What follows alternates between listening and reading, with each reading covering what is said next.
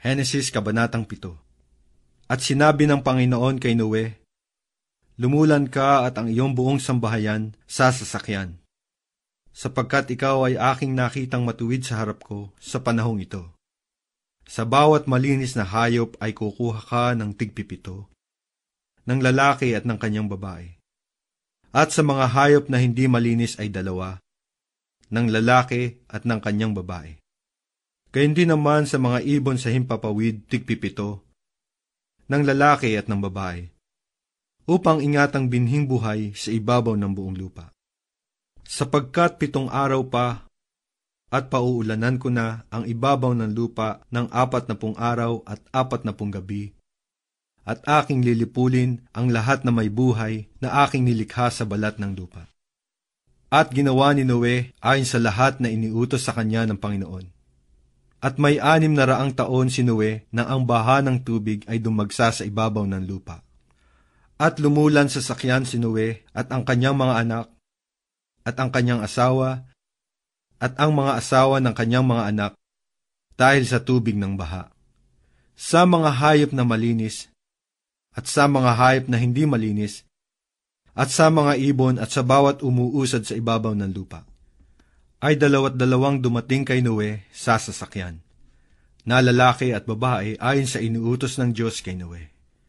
At nangyari ng pagkaraan ng 7 araw, na ang tubig ng baha ay umapaw sa babaw ng lupa. Sa 600 taon ng buhay ni Noe, na ang 2 buwan, sa 17 araw ng buwan, ng araw ding yaon, ay nangasira ang lahat ng bukal ng lubhang kalaliman. At ang mga durungawan ng langit ay nabuksan. At umulan sa ibabaw ng lupa ng 40 araw at 40 gabi. Nang araw ding yaon ay lumulan sa sasakyan si Noe, at si Shem at si Sham at si Japet, na mga anak ni Noe, at ang asawa ni Noe at ang 3 asawa ng kanyang mga anak na kasama nila.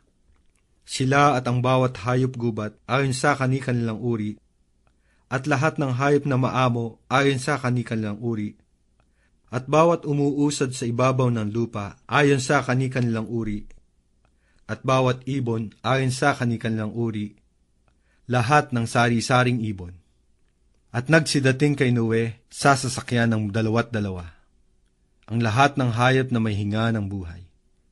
At ang mga nagsilulan ay lumulang lalaki at babae, ng lahat na laman, gaya ng iniutos sa kanya ng Diyos, at kinulong siya ng Panginoon.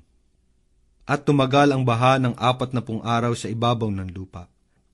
At lumaki ang tubig at lumutang ang sasakyan, at nataas sa ibabaw ng lupa. At dumagsa ang tubig at lumaking mainam sa ibabaw ng lupa.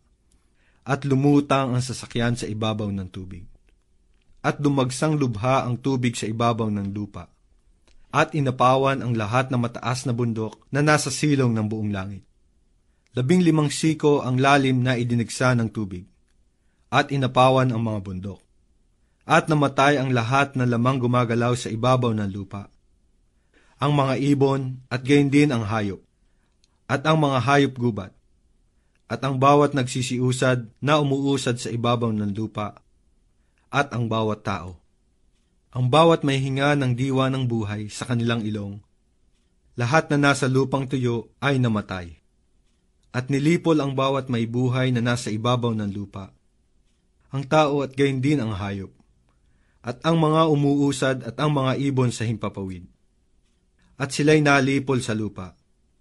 At ang natira lamang ay si Noe at ang mga kasama niya sa sasakyan. At tumagal ang tubig sa ibabaw ng lupa ng 150 araw.